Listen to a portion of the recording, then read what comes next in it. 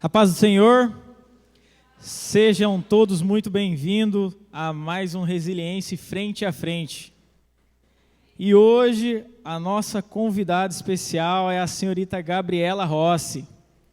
Dá uma salva de palmas para a Gabi aqui para a gente.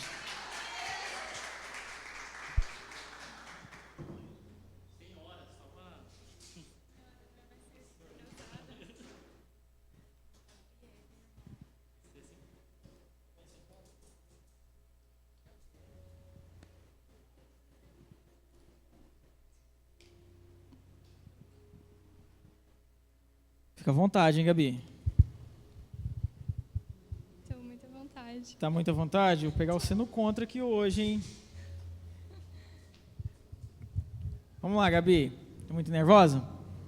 Um pouquinho, né? Um pouquinho nervosa? Ó, fazer igual o Hugo fala, né? Ó, sejam muito bem-vindos vocês do YouTube, do Instagram, da onde vocês estão vindo. Boa noite, boa tarde, bom dia. Para mim lembrar aqui, até anotei. Quem tiver alguma pergunta para ela, procure a Júlia ou o Pablo e faça essa pergunta para ela. Já entregue a pergunta pronta, tá? E no final a gente vai estar fazendo para senhorita. Senhorita. Vamos lá, Gabi. Quem é a Gabriela Rossi? Bom, a Gabriele Rossi. A Gabriele. Rossi Farina agora. Perdão. Bom, vou falar quem eu sou agora. Eu sou filha do rei e essa é a Gabriele de Oliveira Rossi Farina. Se fosse há um tempo atrás, eu não estaria aqui, eu não estaria vivendo tantas coisas, tantas bênçãos. E eu não sou nada sem o Senhor. Então, essa sou eu, a filha dele. Hoje você se sente filha. Hoje a Gabriele é filha. É filha.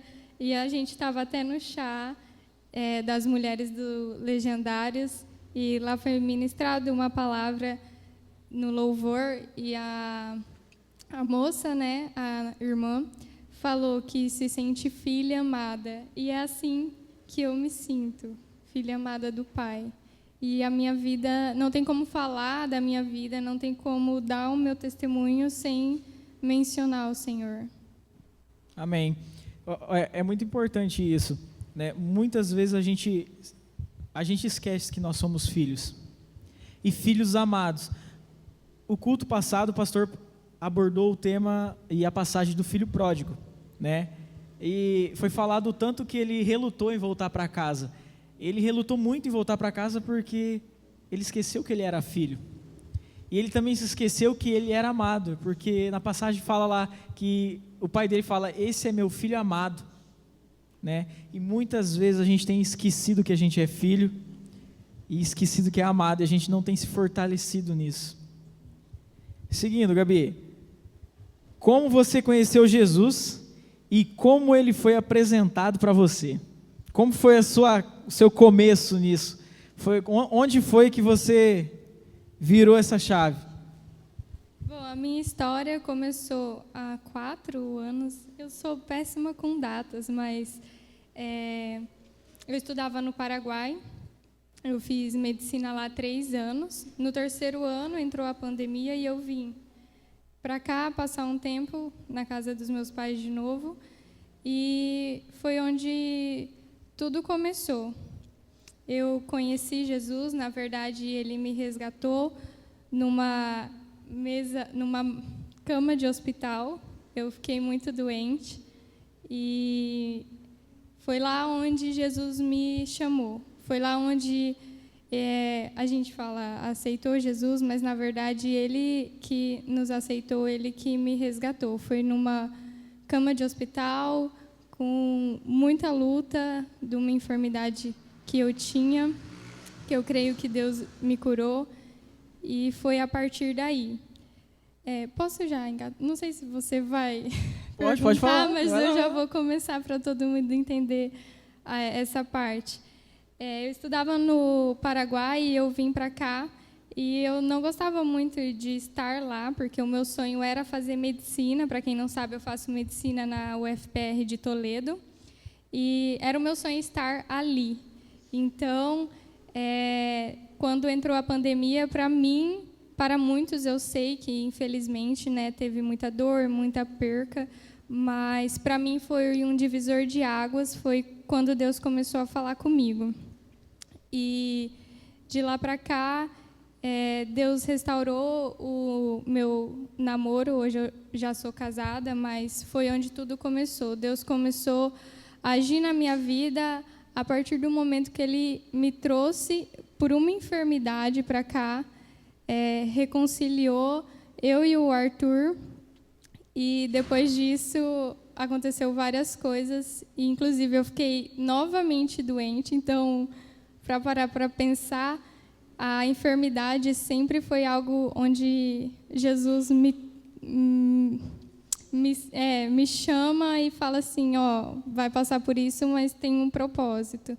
E foi onde eu e o Arthur nós reconciliamos. Aí depois eu fiquei doente novamente, e dentro do hospital o pastor foi lá e ele fez, né, pregou e tudo mais, e eu entendi que eu precisava de Jesus. E a partir daquele momento algo mudou dentro de mim. Algo inexplicável, quem já passou por isso sabe. Algo foi transformado assim dentro de mim, que eu não tinha mais medo, eu só tinha uma vontade muito grande de conhecer esse Jesus. Você vê, olha, a gente sempre fala lá na célula, né? As coisas elas acontecem com a gente inexplicavelmente, né? Então vamos pontuar o seu começo de conhecer Jesus. Você fazia faculdade de medicina no Paraguai, talvez era o lugar que você não gostava, mas você estava fazendo o que era o seu sonho, medicina. E em meio a várias tragédias, né, que foi a pandemia, igual você falou, várias situações de dor e sofrimento, o Senhor chamou você e falou: vou recalcular a sua rota. Eu vou trazer você para casa, nem que seja por dor, mas você vai vir para casa. E eu quero mostrar para você quem eu sou, né? Então, muitas vezes a gente até questiona as situações que vêm acontecendo na nossa vida, mas é o Senhor recalculando a rota, porque Ele sabe que aonde a gente está trilhando não é o lugar que Ele gostaria que você fizesse as obras dEle, não é lá que Ele quer que você colha os frutos dEle. Muitas vezes a gente vai para lugares, faz coisas, falar igual o pastor Paulo falou, acho que o maior fracasso é você ter sucesso em algo que o Senhor nunca te pediu para fazer, né? Olha como é que é, o Senhor retirou você de um lugar e começou a tratar você aos pouquinhos, e Ele começou a trazer dentro de você uma chama. Falou: você vai queimar por mim. Vamos seguindo, hein? Vamos lá. Como foi isso para a sua família? Essa nova Gabi crente. Eles estão aí, ó. Como que foi chegar em casa diferente, hein? Não, já foi um baque para eles, eu sei. Meus pais sempre me apoiaram em tudo. Na verdade, sempre me respeitaram muito as minhas decisões. Então, lá atrás, já ter largado a medicina no Paraguai, que foi de grande empenho para eles, né? Foi um baque, mas foi a primeira vez que o Senhor falou comigo. Eu estava em oração na casa do pastor e da pastora, e foi assim que eu conheci eles, nesse meio, nessa loucura. E foi a primeira vez que Deus mandou eu fazer algo. E eu tive uma convicção muito grande. Então, eu tive que chegar até eles e falar assim: pai, mãe, eu não quero mais fazer medicina no Paraguai. Eu quero largar tudo. Eu quero voltar e eu quero estudar de novo, porque a medicina sempre foi meu sonho, então eu não ia desistir, mas eu queria do jeito certo, recalcular a rota, como você falou. E ali eu já vi que eles aceitaram, sempre me respeitaram. Aceitaram de bom grado? Como é que foi isso? Não aceitaram, sim. Foi difícil, né? Muito empenho financeiro, 2 anos, já ia para o terceiro, mas enfim, eles me respeitaram. E a partir daí, eu fui tomando várias decisões.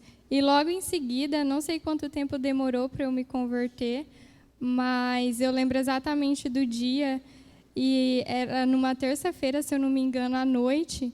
E, assim, eu já estava vivendo várias coisas, já estava frequentando muito a casa do pastor e da pastora, eu queria saber muita coisa, sabe? Uma sede, quando você se converte, você tem uma sede muito grande, né? Que, infelizmente, às vezes a gente deixa abaixar esse fogo. Mas eu ia lá, e eu lembro que numa terça-feira, à noite, algo me tocou diferente, hoje eu entendo que foi o Espírito Santo, e eu mandei uma mensagem para o pastor e falei assim: pastor, eu quero me batizar. Aí ele falou: sobe aqui. Sobe aqui, que é agora. Daí eu subi lá, a Nath foi comigo, eu nem sei se ela vai lembrar, minha irmã. E a gente dormiu lá naquela noite, ficou até de madrugada. E foi algo muito interessante, porque ao mesmo tempo que foi ocorrendo essa transformação comigo, foi com o Arthur também.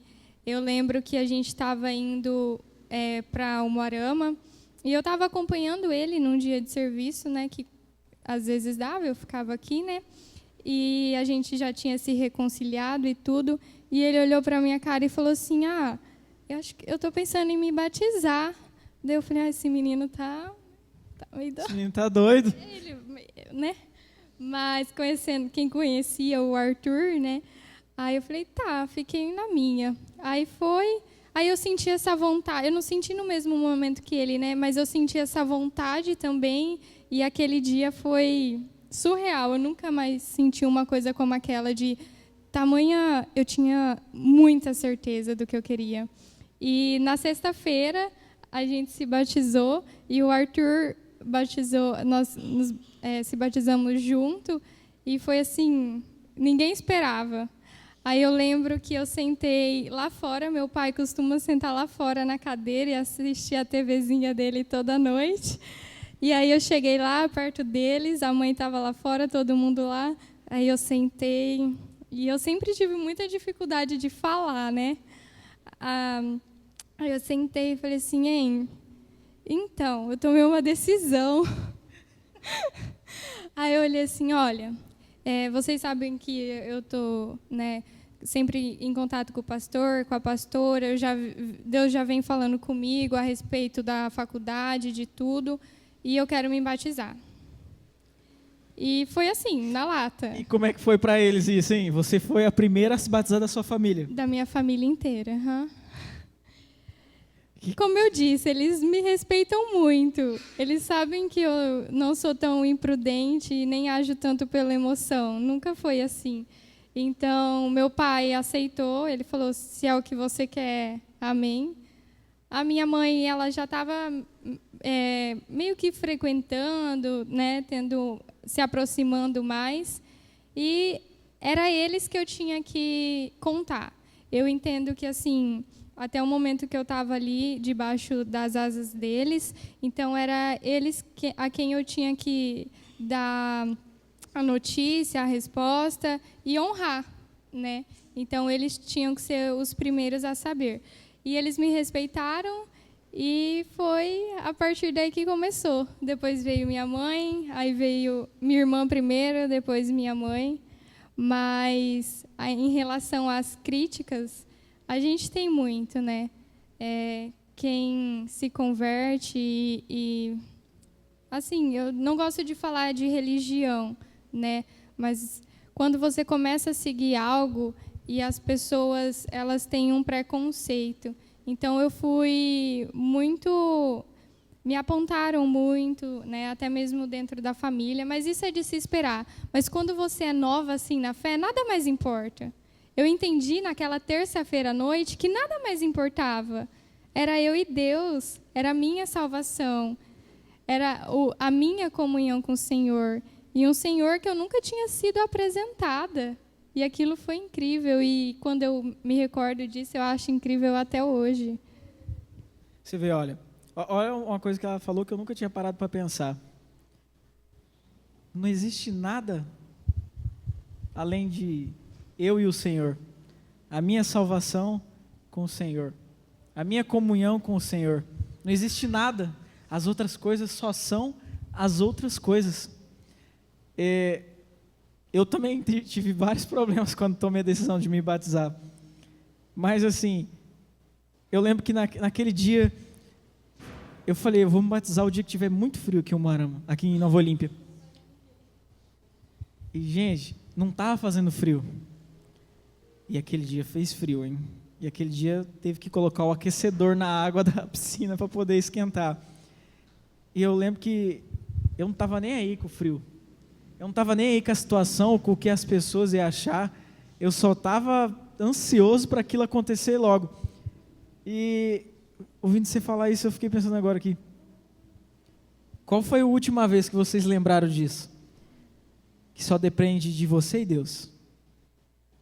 Qual foi a última vez que vocês lembraram que não existe outras coisas, só existe Deus na vida de vocês?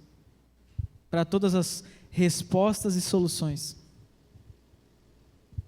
E assim, só complementando, eu buscava aprender muito, né, com o pastor e a pastora, e eu lembro de um versículo que daí me fez ter mais vontade e entender que nada mais importava, por mais que eu devesse, né, eu respeitasse e honrasse os meus pais, só que tem um versículo que fala, aquele que não aborrece, né, pai, mãe, irmãos, e não cabe. E eu entendi, aquilo saltou nos meus olhos e eu determinei, eu falei assim, olha, eu estou comunicando, não é eu posso, eu comuniquei, mas eles me entenderam. E é assim que tem que ser. Algumas coisas, quando Deus manda você fazer algo, você não vai olhar para o lado, pensar, você vai e você deve fazer. Porque se Ele é seu pai, e eu entendo assim, né? Se Ele é seu pai, Ele é onisciente, Ele é onipresente, Ele é onipotente. Ele sabe de tudo. E se você está dependente totalmente dEle, é isso a conversão, é ser totalmente dependente dEle, não olhar para os lados e não olhar para quem vai te apontar. Amém, é isso aí mesmo. Você falou uma pergunta que eu ia falar para você do versículo. Mas vamos lá. Agora vamos focar um pouco naquela parte da sua faculdade, né? Como foi para você viver esse milagre na sua vida? Passar na faculdade, todos os desafios, viver esse milagre completo, que foi passar, que foi, né, tipo assim, porque eu acredito que deve ter uma concorrência enorme. Queria que você contasse um pouco disso para a gente. Amém. Eu voltei então para casa, né? E comecei a estudar em casa. Eu não queria mais fazer cursinho nem nada, porque eu não gostava do ambiente, da opressão. Quem já passou por isso entende, né?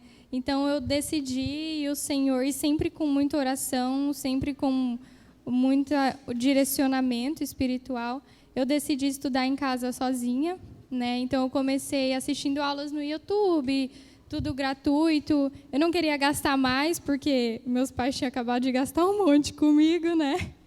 E eu tinha desistido de tudo.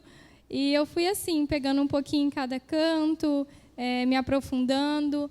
E sempre Deus. Eu sempre orava antes de começar a estudar e depois de terminar. E eu faço isso até hoje na faculdade, né?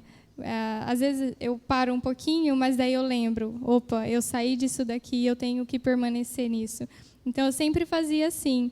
E sempre foi o meu processo da medicina foi a minha primeira promessa cumprida que o Senhor me fez. Foi a minha primeira experiência com o Senhor em promessa, sabe? E eu estudei 3 anos, no 3º ano eu passei, mas esses 3 anos eu ouvi muito, você não vai conseguir, será que você não deve tentar outra coisa? Será que você não deve pagar a faculdade? Mas daí eu lembrava que quando eu orava com o pastor e a pastora, Deus sempre falava, escolhe onde você quer. Eu lembro o dia aqui na frente da igreja que eu fiz uma oferta de santificação por uma faculdade. Você nunca tinha escolhido até então uma faculdade? O pastor falou, Deus manda você escolher uma faculdade. E é essa. E eu escolhi a Universidade Federal do Paraná.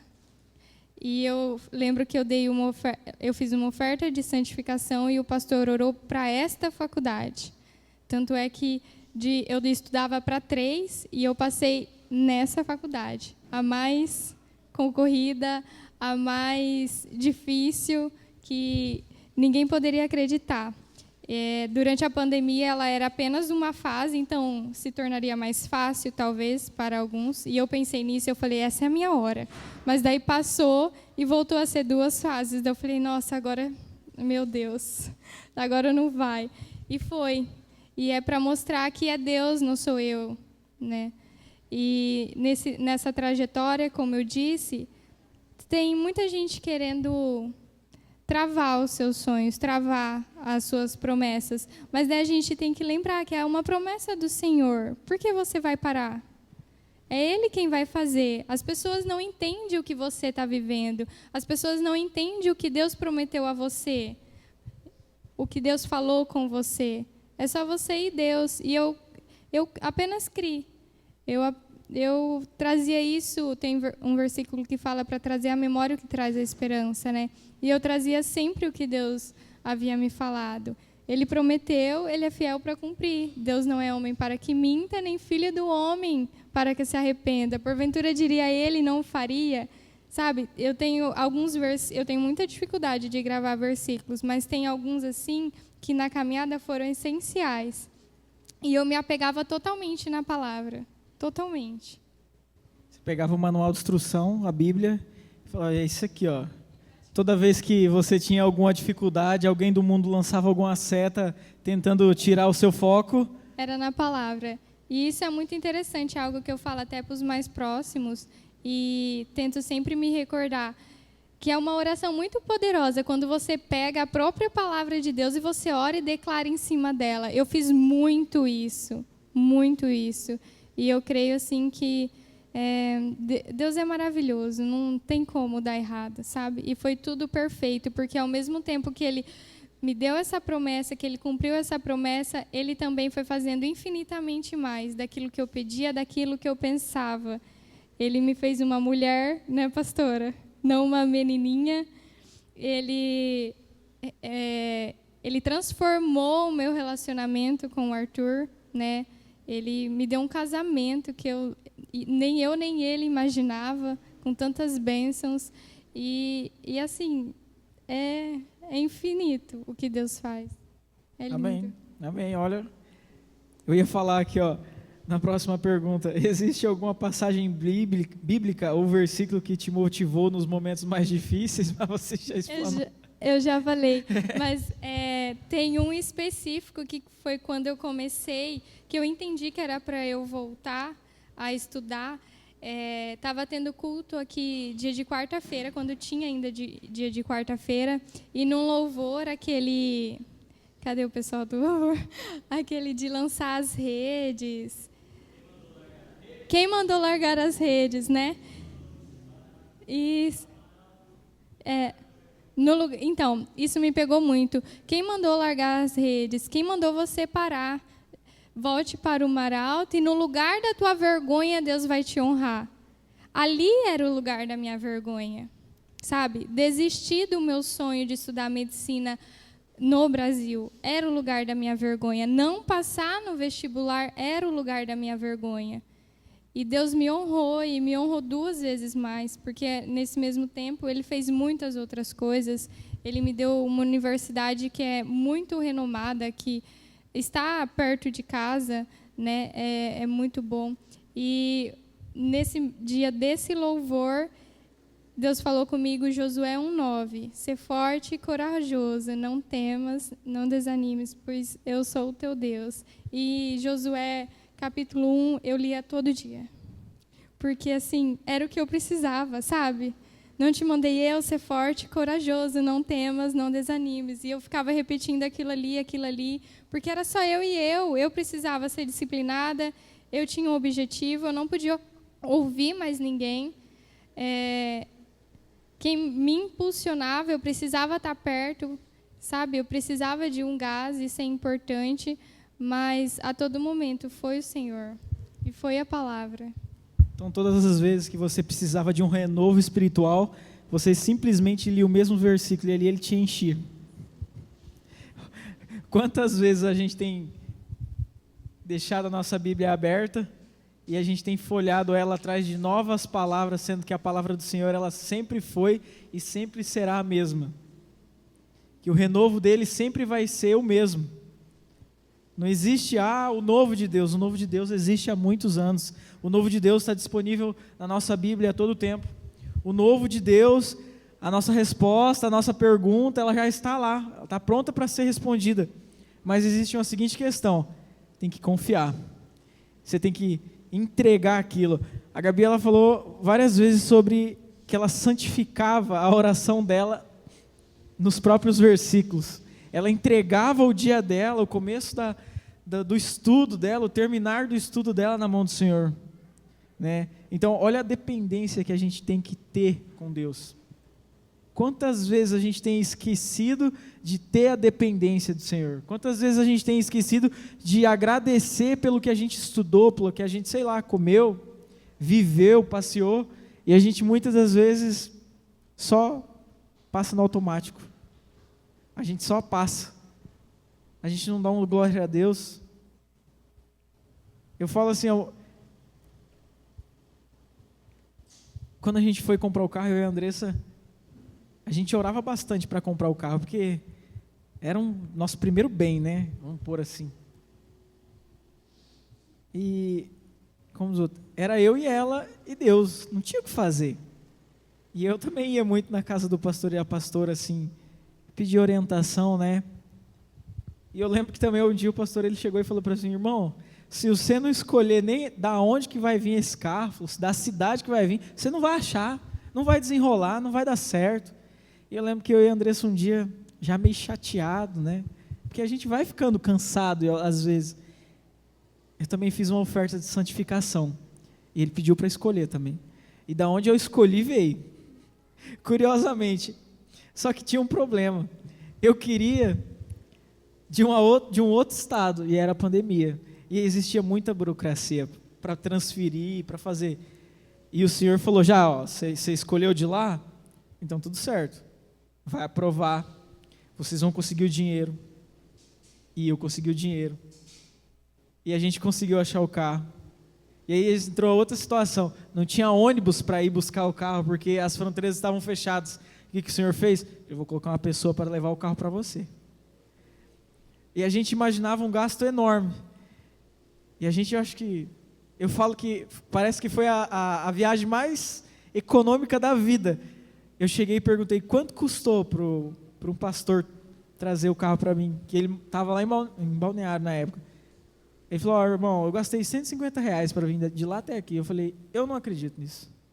Ele: irmão, eu não acredito, porque eu já vim várias vezes de lá para cá e eu gasto mais. E eu abasteci, e a gasolina que eu coloquei, eu cheguei até aqui, e vai dar... Foi o pastor Diego. Ele falou assim: a gasolina que eu coloquei lá foi R$157. E eu vim até aqui com essa gasolina, e ia dar para mim chegar em Nova Olímpia ainda. Ele trouxe para mim o carro até o Marama. E eu lembro que eu falei: não é possível isso. Eu já, na verdade, eu não tinha nem dinheiro mais naquela época. E eu estava preocupado, e o Senhor, Ele estava fazendo por trás dos bastidores as coisas para mim. Então, igual a Gabi falou, o Senhor, Ele nos entrega uma promessa, mas Ele faz infinitamente mais. Eu creio que aqui há várias pessoas. Eu vou dar o exemplo do Jefferson. Ele já deu o testemunho dele aqui na frente, mas o Senhor fez e faz na vida dele infinitamente mais.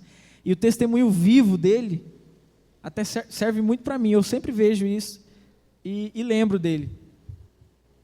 O tanto que ele tem confiado no Senhor. Eu sempre lembro disso, quando ele deu o testemunho dele, eu fico me recordando disso. E mostra a dependência que a gente tem que ter, a confiança. O Senhor entregou uma promessa para você, é você que tem que acreditar. Não é seu pai, não é sua mãe, né? E muitas das vezes a gente compartilha o que o Senhor traz para nós com pessoas que às vezes não vai nos ajudar aquilo, não vai nos entender. E às vezes essas pessoas, elas colocam as setas também para a gente não acreditar, não ser forte, não ser firme no que a gente tem estudado. Tenho uma frase que nessa época veio como uma luva, como dizem. Troquem a imagem do problema pela imagem da promessa. Então, se Deus falou algo para você, troque, porque muitas vezes nós não alcançamos o que Deus nos prometeu e Ele quer que a gente viva isso por causa dos problemas. Então, é aquela frase clichê que o pessoal fala, você tem um grande Deus, não um grande problema, né? Então, isso é todos os dias, é um exercício diário. A vida cristã, ser cristão, é um exercício diário, não é algo fácil. Essa caminhada minha foram longos anos, né? Foram mais de 6 anos para eu perdida, sem maturidade nenhuma, sem direção nenhuma. Então, não foi algo fácil. Chegar aqui, se alguém me ver aqui e falar assim, nossa, que, né, que vida boa, que vida legal, nossa, ela faz medicina e não sei o quê. Tá, mas tem um processo. E a gente também tem que se orgulhar disso, tem que falar sobre isso, né? Então, trocar essa imagem do problema pela imagem da promessa. E só complementando o que você falou do seu carro, que você também, né, fez a oferta de santificação, são princípios, né? Isso é muito poderoso. A partir do momento que eu entendi isso, não tem como. Não tem como dar errado. Você já sabe que vai dar certo. Você já sabe que vai dar certo. A única coisa que a gente tem que matar é a nossa carne mesmo. A nossa ansiedade. Sim. E a vida com Deus é isso. Aí ele fala que não recebeis porque pedistes mal, né? E muitas vezes a gente pede mal. A gente precisa ter intencionalidade naquilo que nós pedimos. Nós precisamos ter um objetivo claro, né? É igual o pastor sempre fala aqui, quem não sabe o que quer, qualquer lugar que chegar para ele vai dar bom, né? Qualquer lugar que você chegar e você não tiver um foco, ali você vai ter que aguentar aquilo. Vamos seguindo.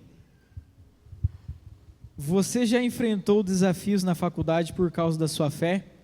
Como lidou com isso? Alguma situação, alguma coisa que colocou em xeque você? Não, não que eu me lembre nesses 2 anos. Acabei de concluir o 2º ano agora, mas as pessoas olham diferente, sabe? Elas te reconhecem. Quando eu fui para Toledo, eu estava com muito medo, porque eu vinha sempre de muito estudo com o pastor, aqui na igreja, vinha na oração, fazia maturidade, eu estava me enchendo muito, e aquilo ia acabar, infelizmente ia acabar, né? Mas era por algo bom. E eu falei assim, pastor, o que eu vou fazer? Né? Os novos amigos, vai ser tudo diferente, como que eu vou me alimentar? O que eu faço, né? E ele falou assim, olha, é você que muda o ambiente. E, de fato, Jesus, onde ele chegava, ele mudava o ambiente. Se ele está dentro de mim, eu tenho que mudar o ambiente. Mas eu não tinha isso na minha mente até então. E ele falou assim também, você quem escolhe seus amigos. E isso, para mim, foi muito impactante, porque eu já tive muitas amizades e quem vem do mundo sabe, né, como que era. E Deus vai te libertando e dando direcionamento. E eu falei, opa, eu preciso ser diferente. Eu não quero que as pessoas me olhem como a Gabi antiga. E lá ninguém vai me conhecer. Então, lá eles vão conhecer outra Gabriele. A Gabriele que já foi restaurada, que já é filha do Senhor. Então, eu não cheguei para todo mundo e falei, eu sou crente, não sei o quê. Não, fiquei na minha. E eu orava muito para Deus me dar alguém, porque no começo eu me sentia muito sozinha na palavra, sabe? Eu ficava a semana inteira lá e eu ainda namorava, então eu ficava mais tempo lá. Eu ficava 3 semanas, vinha depois para a casa dos meus pais, né? E eu falava, meu Deus, eu vou na igreja no domingo, mas não é a mesma coisa, né? é diferente você estar em casa, né? Aqui é a nossa casa, a gente tem uma comunhão, tem um sentimento de pertencimento. Isso é muito bom, gente, tem que aproveitar isso. E eu me sentia muito sozinha. E eu estava muito fraca, porque daí vai acontecendo várias coisas novas e você vai perdendo a direção. Você não vai conseguindo ter os mesmos hábitos, sempre orar e sempre agradecer. Vai chegando coisas novas e vai tomando seu tempo. É igual alguma vez pregou sobre a Babilônia. E é isso, a gente tem que estar muito atento. E eu lembro que eu orava, então, por uma pessoa para me ajudar, porque sozinha eu não ia conseguir. Eu precisava ter alguém, eu queria alguém para conversar de Jesus. Eu precisava disso. E eu não tinha. E eu lembro que uma vez eu orando, na minha sala tem uma amiga de outra denominação, mas cristã, crente. E até que um dia a gente sentou e almoçou junto e Deus falou poderosamente com a gente. Eu lembro que nós nem entramos na aula. A gente ficou esse tempo na mesa e depois nós fomos para o corredor e a gente não conseguia entrar. A mesma coisa que Deus estava falando comigo, de ter alguém para conversar, de ter um lugar para se alimentar, Deus estava falando com ela. E aquele dia foi tipo, bum, sabe? Quando vira a chave e fala, nossa, Deus está falando isso comigo, com você, então vamos fazer. E a gente daí abriu não é um projeto, porque não vale horas nem nada, mas nós abrimos um momento de estudo bíblico dentro da faculdade. Na faculdade? Uhum. Nossa! E no começo ia ser só para as mulheres, mas daí teve mais gente querendo, e homens, né? Meninos. E daí a gente falou, não pode, é do Senhor, né? É a Bíblia. Não importa a denominação. Inclusive, nós fazemos isso até hoje. Glória a Deus, todas as terças-feiras. Toda terça-feira você tem um estudo bíblico lá. A gente fala do Senhor e vai várias pessoas de várias denominações, sabe? E você vê, é muito bom, porque além de você estar se enchendo, ver as outras pessoas também, sabe, sendo edificadas e num lugar que é difícil, né? As pessoas estão muito longe de casa, as pessoas estão ali sozinhas. É um lugar onde, infelizmente, há sim competição, há sim uma certa opressão, há muita pressão, né? Dentro da medicina isso é muito grande. Então, é algo que vem e Jesus ali dentro nos abraça, e daí foi fazendo coisas, a gente fazia numa salinha e, de repente, deixaram a gente usar uma sala maior, sabe? O senhor vai levando o nível. E isso é muito gostoso, porque, imagina, passar a semana inteira sem falar do Senhor específico, assim, sabe? Com pessoas que queiram também. Porque a todo momento a gente pode virar para o irmão e falar assim, nossa, Jesus, dá o testemunho, né? Mudou minha vida e não sei o quê. Mas é diferente de você estar num lugar e as pessoas chegarem lá sabendo que ali só vai ser Jesus. E daí as pessoas começam a te olhar de outra forma. Mas tem gente que não tem coragem. Isso não estou falando dentro da faculdade, mas da vida inteira, né? Assim, da nossa comunidade. Tem gente que não tem coragem de ir buscar, mas não sabem o que está perdendo. Eles não têm coragem vontade, de se posicionar, mas não têm coragem, sabe? E isso é muito bom. E daí, a partir disso, eu comecei a me alegrar, o meu espírito começou a se reanimar de novo, sabe? Se acender de novo. Tanto é que, se porventura as minhas amigas de lá assistirem, elas sabem onde eu estou. Elas vêm, elas me perguntam, do Senhor, elas mandam mensagem, Gabi, me fala um versículo. A gente já trocou Bíblias, sabe? Presenteou com Bíblias, e daí você vai ouvindo testemunhos, e você vai ouvindo... Tem uma amiga que ela nunca tinha aberto uma Bíblia, entendeu? Então, assim, gente, é só falar de Jesus para a pessoa, é só falar o que Jesus fez. Eu cheguei lá falando o que Jesus fez no meu casamento, ou no meu relacionamento com o Arthur. Foi a minha primeira experiência. Depois, como eu entrei na faculdade, que foi uma promessa do Senhor. E daí as pessoas querem mais e têm mais sede. Tem sede disso, né? Olha que legal isso aí, hein? Que já imaginou que naquele lugar talvez você vai ser a única Bíblia que alguém vai poder ler?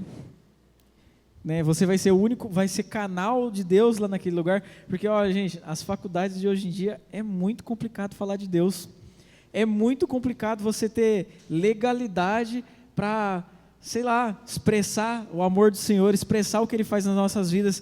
E olha a oportunidade que você tem nesse lugar, hein? Nossa! É algo muito grande. A gente entende isso. Eu e a minha outra amiga, que nós estamos à frente, né? Tanto é que nós não queremos que seja nada institucional, sabe? É apenas um momento para os alunos, para os servidores, para quem quiser ir. E é muito bom ver Deus abrindo as portas, porque, como você falou, tem faculdade que jamais deixaria. Isso é uma bênção. Então, eu sei que era para eu estar ali. Amém, amém. Vamos seguindo. Você vê a medicina como um chamado de Deus na sua vida? Com certeza. Não tem nem como. Com certeza. Foi algo que estava no meu coração desde pequena e sempre quis. E da forma que Deus fez, sabe?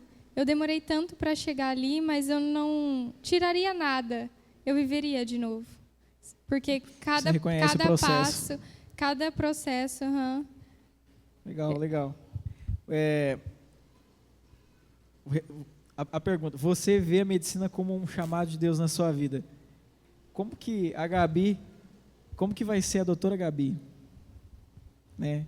Porque eu acredito que deve ter uma ética, assim, para falar de Deus para pessoas no hospital. Por mais que eles adorariam a oração, né? O pastor sempre fala, quando ele vai nos hospitais, as pessoas estão sedentas disso. Mas como que vai ser a Gabi, médica, por exemplo, no hospital, no posto de saúde? Como que vai ser a resposta de Deus para essas pessoas? Porque isso também eu acredito que deve ser complicado. Falar de Deus nesse meio, né? Não sei se pode, não sei se é tranquilo. Olha, eu terminei o ciclo básico agora, então a partir de agora, do 3º ano, que nós vamos frequentar mais os ambulatórios, frequentar mais hospitais. Então, assim, eu realmente não sei até que ponto pode ir dentro de um hospital, mas eu sei que em todo canto há alguém querendo e com sede, igual você disse. E por que não falar? Não preciso falar. Eu acredito que é o jeito que você fala, sabe? Jesus, ele tinha jeito no falar. Ele falava para multidões. E é o jeito de falar. E quem sabe como vai ser a Gabi, eu também estou ansiosa. Mas eu não tenho dúvidas. De 10 palavras que saem da minha boca, mais da metade é das coisas do Senhor. Porque é assim que eu me alimento, é assim que eu me fortaleço, estando longe. Amém. Agora, vamos para mais uma que essa é sobre o senhor Arthur.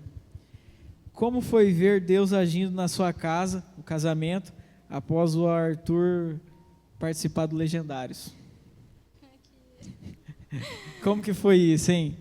Após ele ter subido a montanha para você, como que chegou o Arthur em casa? Olha, desde o começo, como eu disse, Deus foi fazendo muita coisa. E o Arthur sempre estava junto. E tinha um plano muito maior que nem ele, a gente imaginava isso. Ano passado foi um ano muito difícil para a gente, por causa de algumas perdas, né? Tanto da minha família como da dele, enfim, da nossa, né? Porque é tudo família. E o Legendários, eu lembro que a inscrição, o pastor instigou muito ele, né? Os meninos, todo mundo instigou todos os meninos a irem.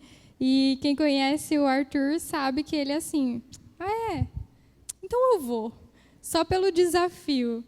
E ele ia só pelo desafio. Aí, quando chegou para fazer a inscrição, um pouco antes, né, a minha sogra tinha falecido e ele desanimou. Mas daí eu entendi que era o meu momento de conduzir a situação. Eu falei, olha, por que agora? É o Senhor, é para o Senhor. Faz, não vai perder nada, né? E, além do mais, a mãe dele, nossa, adoraria isso, né? Uma pessoa de muita fé, muita sabedoria, com quem eu aprendi muito. E ele falou assim, tá bom, vou fazer. Daí a gente fez, deu certo, que já é difícil dar certo a inscrição dos legendários, né? Eu acho que o top já começa ali na inscrição, que não é todo mundo que consegue. E daí aí ficou nisso, e ele foi subir a montanha. Todo mundo chegou lá no meu apartamento, e eles todos animados, né? Ele e o Hugo, e o pastor ria. E eu falei assim, Senhor, seja o que o Senhor quiser, né? O Senhor já está transformando, já começou a transformar eu e o Arthur há muito tempo, e que o Senhor continue, né? Mas eu não imaginava que iria acontecer tanta coisa, sabe? Porque ele foi pelo desafio, mas a gente sabe que não é só o desafio. Deus sempre tem algo muito maior, e tem algo muito maior na vida dele. E quando ele voltou, nós já, né, estávamos casados, eu vi outro homem. Na hora que ele chegou, a pastora estava comigo, e o olhar já era diferente, sabe? Tanto é que não demorou muito para Deus colocar no coração dele do Hugo, seja homem. E aquilo ali, para mim, há alguns anos, há alguns meses antes disso, era impossível vindo do Arthur. Ele se tornar discipulador, no caso? Para mim era impossível. Mas olha só como que nós somos falhos, porque nós oramos por uma coisa, mas nós não acreditamos que pode acontecer. Porque quando acontece, você fala, meu Deus, parecia impossível. E é assim, eu sempre orei muito por ele, aprendi isso com a minha sogra, sempre falava, filhinha, ora, e é isso, é a oração a resposta. E a resposta está aí.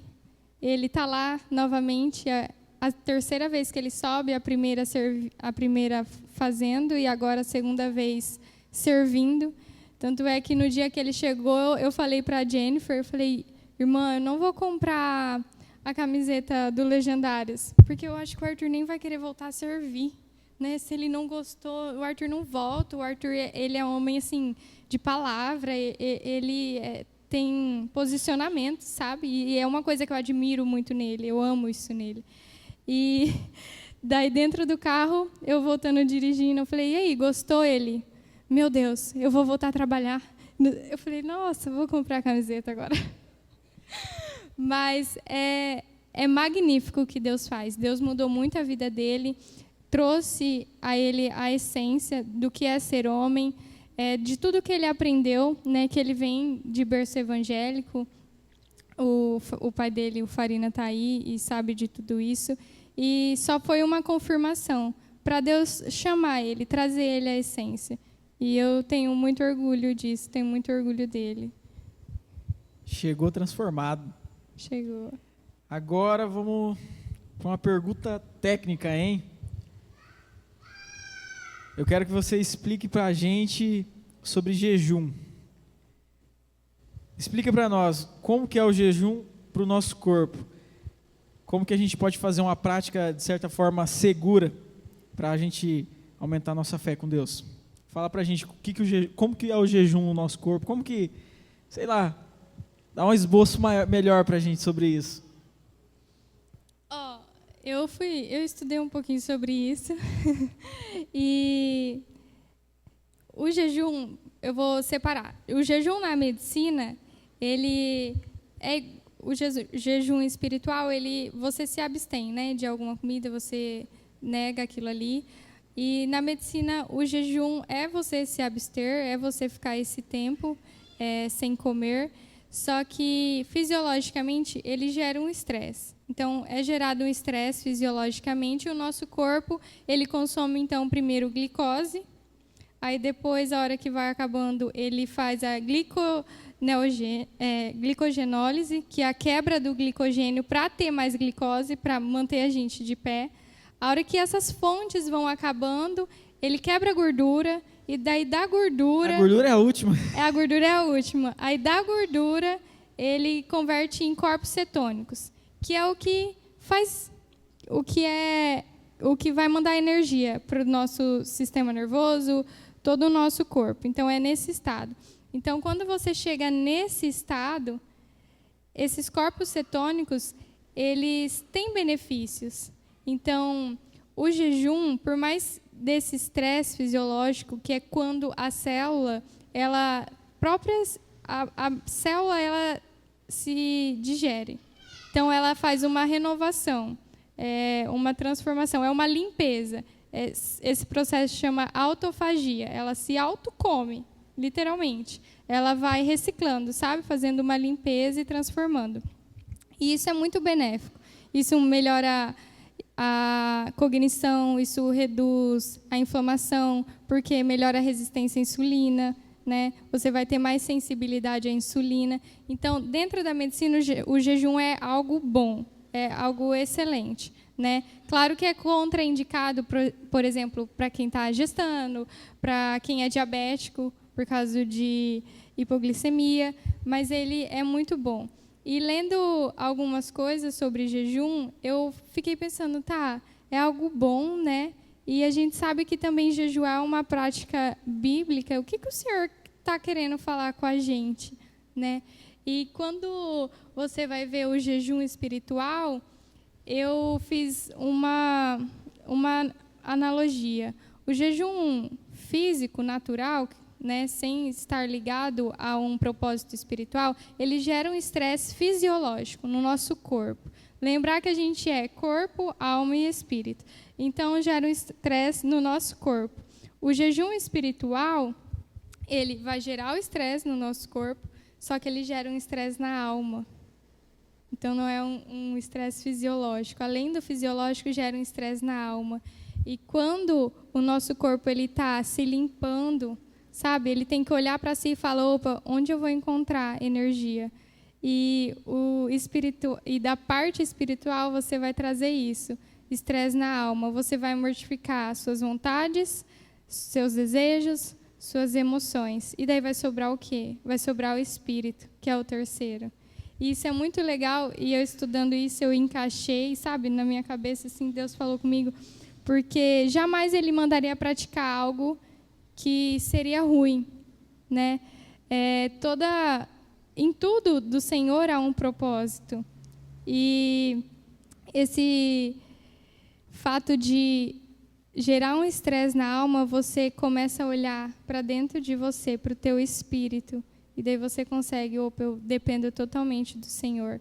Então, você começa a lembrar, depois de todos esses perrengues, você fala, nossa, eu vou olhar para dentro de mim e vou encontrar Deus de novo. Vou olhar para dentro. Então, assim, é um estresse necessário, é um processo, né, onde todo mundo deve chegar e mostrar que é dependente, que verdadeiramente depende do Senhor. E isso é muito legal, porque ao mesmo tempo que o jejum é natural, né, fisiológico, ele faz essa limpeza, o jejum espiritual também vai fazer essa limpeza na tua alma. Você conecta os dois, sabe? E é uma prática tão boa que tem na literatura, né, reduz inflamação, como eu disse, melhora muitas doenças cardiovasculares, enfim. Que, olha só, é uma chave espiritual que Deus deu aos filhos e nós não praticamos, e essa chave espiritual ainda vem atrelada à saúde, né? Porque o Senhor é o médico dos médicos. Talvez se a gente praticasse verdadeiramente o jejum, a gente não estaria tão doente assim. Eu gosto muito de uma frase que um pastor escocês, um pastor escocês falou, ele estava no leito de morte, ele falou assim, Deus me deu um cavalo e uma mensagem.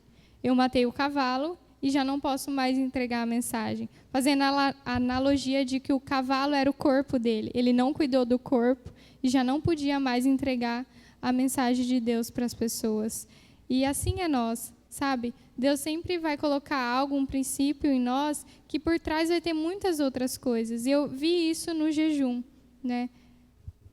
Amém. Uma explicação fina sobre o jejum, hein, gente? E a última pergunta minha, deixe um conselho para as pessoas que querem viver um milagre com Deus.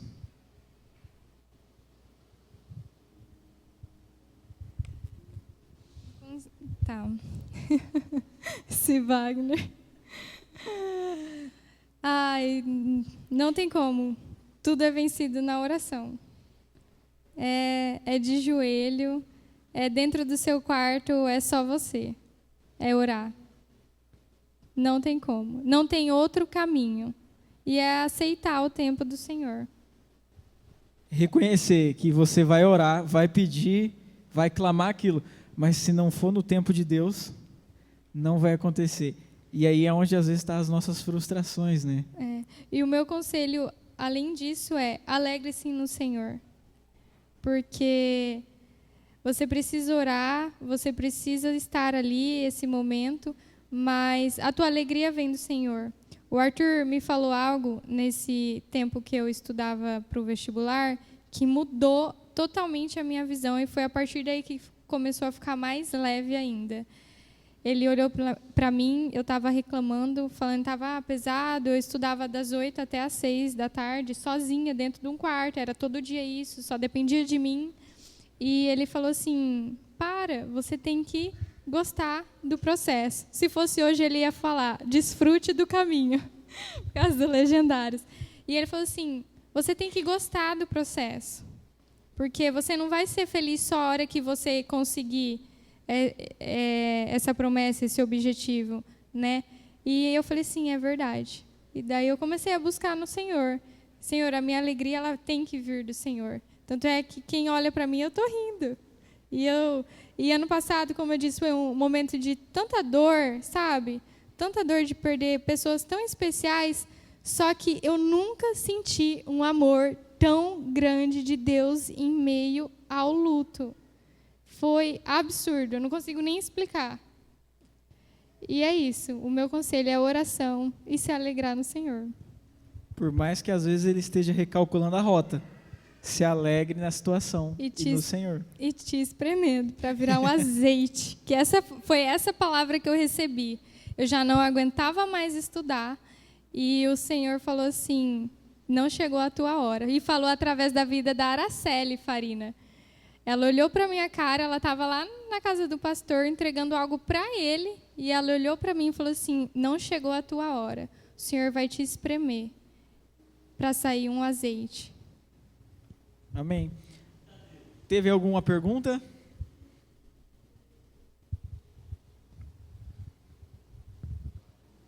Teve duas, hein, Gabi? Vamos lá.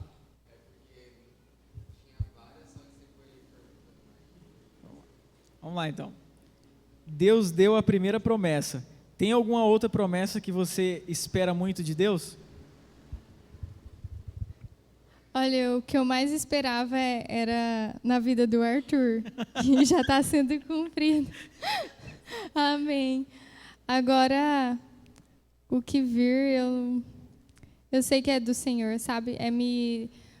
Hoje, o que eu mais penso é me tornar a médica que Ele quer que eu seja.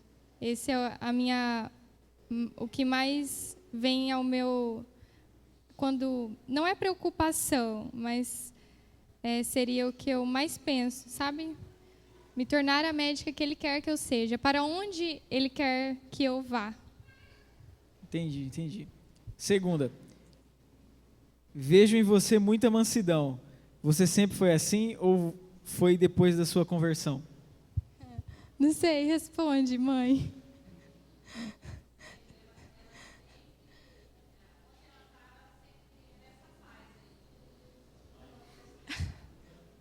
Eu falo meio lento, tanto é que já é 9h20, né? Tranquilo. Não, eu sempre fui assim, mas depois... Jesus muda tudo e muda para melhor, né? É crescer na graça. Crescer na graça. É isso aí, então, Gabi. Muito obrigado. A gente aprendeu muito com você hoje. Garanto que, principalmente eu, tirei várias dúvidas sobre viver a graça, sobre se alegrar no Senhor, né? Entender que algumas coisas é você e Deus, principalmente isso. E pontuar mais uma vez, eu sempre falo sobre o jejum aqui, ó. Hoje vocês tiveram uma explicação fina sobre o que o jejum é, gente. O que ele faz com o nosso corpo, que ele pega e faz uma faxina no que é ruim dentro de nós. E na parte espiritual ele também faz uma faxina. Sabe o que é ruim? É tudo que a gente depende sem ser Deus. Porque quando a gente está em jejum, a gente fica naquilo, eu estou com dependência de comida, estou com dependência de bebida. Você sente vontade de muitas coisas. Mas a única coisa que você tem que voltar a sentir mais vontade é de Deus. Amém?